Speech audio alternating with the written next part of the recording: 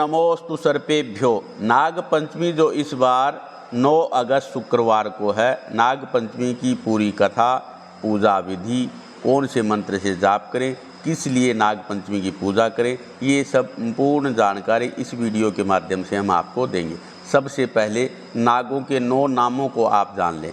अनंतम वासुकिम शेषम पद्मनाभम च कम्बलकम शंखपालम धृतराष्ट्रम तक्षकम कालियम तथा एतानि नवनामानि नागानां च महात्मनां सायंकाले पठे नित्यं प्रातःकाले विशेषतः तस्य विषभयं नास्ति सर्वत्र विजयी भवेत्। ये 9 नाम नाग देवताओं के हैं। अनंत, वासुकी, शेष, पद्मनाभ, कंबल, शंखपाल, धृतराष्ट्र, तक्षक और कालिया। यदि प्रतिदिन प्रातःकाल सायंकाल नियमित रूप से इन 9 नामों को स्मरण किया जाए तो उनके सभी पाप नष्ट होते हैं और उनका जीवन में हमेशा विजय मिलती है।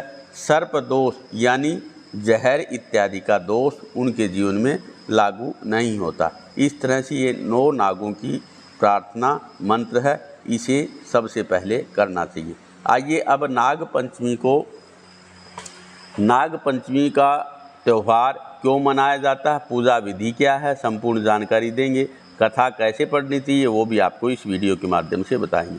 नाग पंचमी और भगवान शिव के बहुत प्रिय है नाग देवता, और भगवान शिव के साथ साथ में इनकी भी पूजा होती है, क्योंकि भगवान शिव के गले में नाग देवता रहते हैं। भगवान विष्णु नाग सैया पे सोए रहते हैं और नाग देवता से ही समुद्र मंथन हुआ था। तो नाग देवताओं का मनुष्य जीवन में बहुत पॉजिटिव प्रभाव भी है।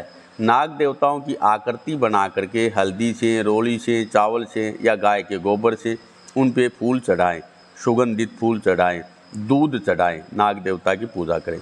और ओम भुजंगेशाय विद्महे सर्पराजाय धीमहि तन्नो नागः प्रचोदयात्, इस मंत्र को बोल करके विधिवत आप पूजा अर्चना करें। इससे काल सर्प आदि दोष की शांति होएगी और नाग देवता के प्रभाव से धन धान्य आदि की बढ़ोतरी होगी।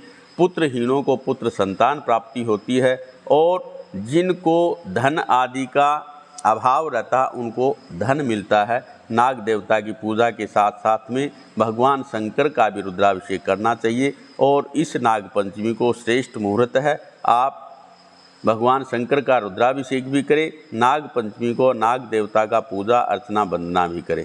अब आपको इस नाग पंचमी पे सबसे पौराणिक कथा हम आपको बता रहे हैं कि प्राचीन काल में एक सेठ जी थे जिनके 7 पुत्र थे और 7वां विवाह हो चुका था। सबसे छोटे पुत्र की पत्नी श्रेष्ठ चरित्र और सुशीला थी, परंतु उसके कोई भाई बहन आदि नहीं था। वो अपने माता पिता की इकलौती संतान थी। कहते हैं उसकी माता जब वो बचपन में थी तभी से वो नाग देवताओं के लिए ठंडा दूध पिलाती थी, व्यवस्था करती थी, और उसकी माँ ने बताया कि कभी ज़रूरत पड़े तो यही नाग देवता तेरे को भाई बन करके तेरी मदद करेंगे। तो वो विवाहित होकर के इस घर में आ गई और सबसे छोटी बहू बनी। अब उसके भाई नहीं था तो वो सब उसकी और जेठानियाँ आदि उसको चिढ़ाती थी, समय समय पे उसको ताना देती थी, तेरे घर से कुछ नहीं आता, तेरा कोई भाई नहीं है, तेरा तो कोई भी नहीं है। ऐसा रोज़ाना का नियमित व्यवहार होगा था।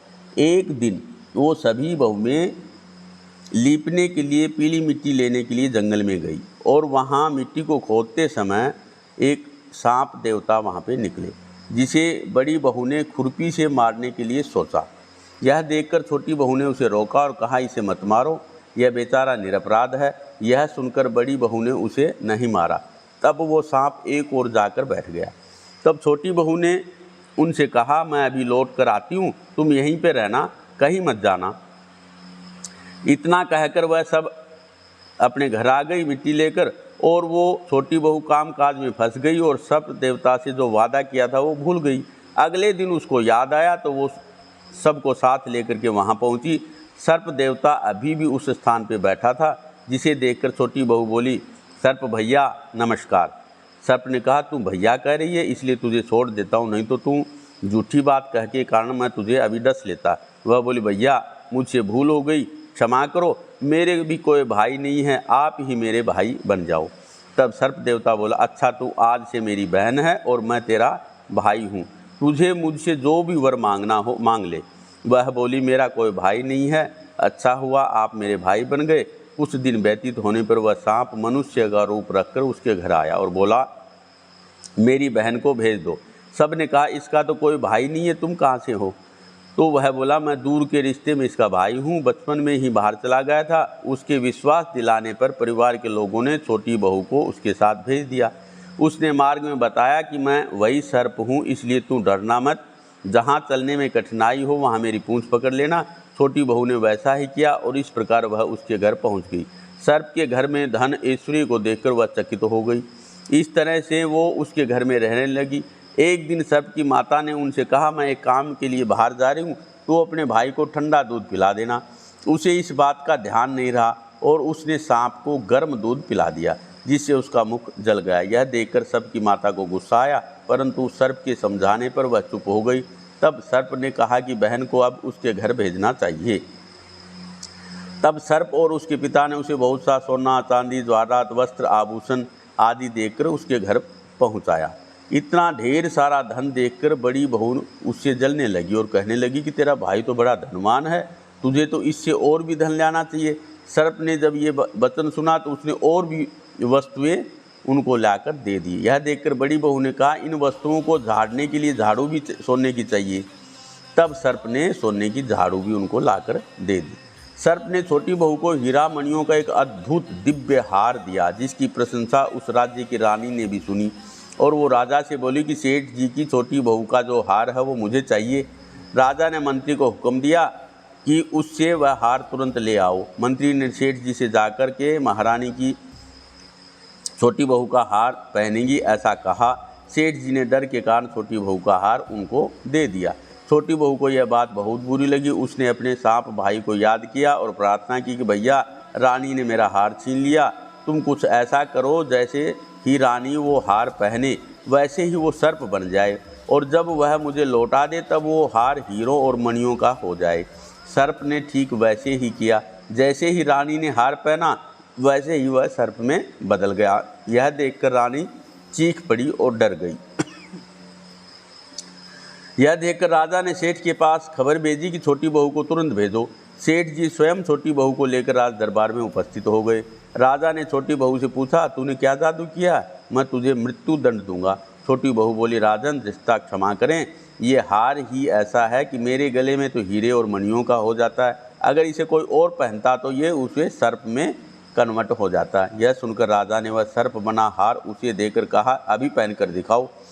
छोटी बहू ने जैसे ही उस हार को पहना वैसे ही वो हार पुनः हीरे, मणियों का, मोतियों का हो गया। यह देखकर राजा ने प्रसन्न होकर उसे बहुत सी मुद्राएं और पुरस्कार दिए।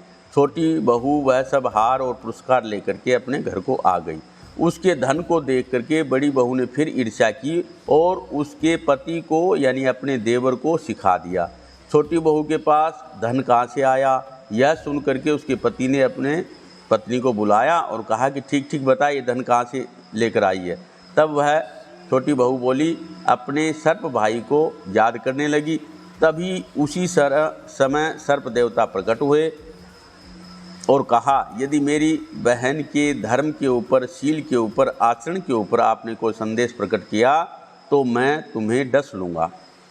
यह सुनकर छोटी बहू का पति बहुत प्रसन्न हुआ। उसने सर्प देवता का सत्कार किया।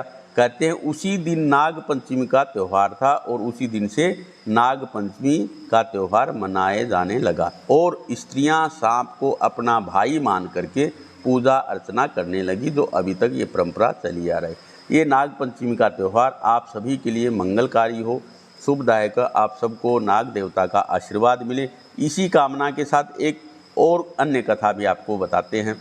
नाग पंचमी की पौराणिक कथा है, पांडवों के अर्जुन के पुत्र राजा परीक्षित के पुत्र जन्मेजय ने नागों से बदला लेने और उनके वंश को विनाश करने के लिए एक यज्ञ किया।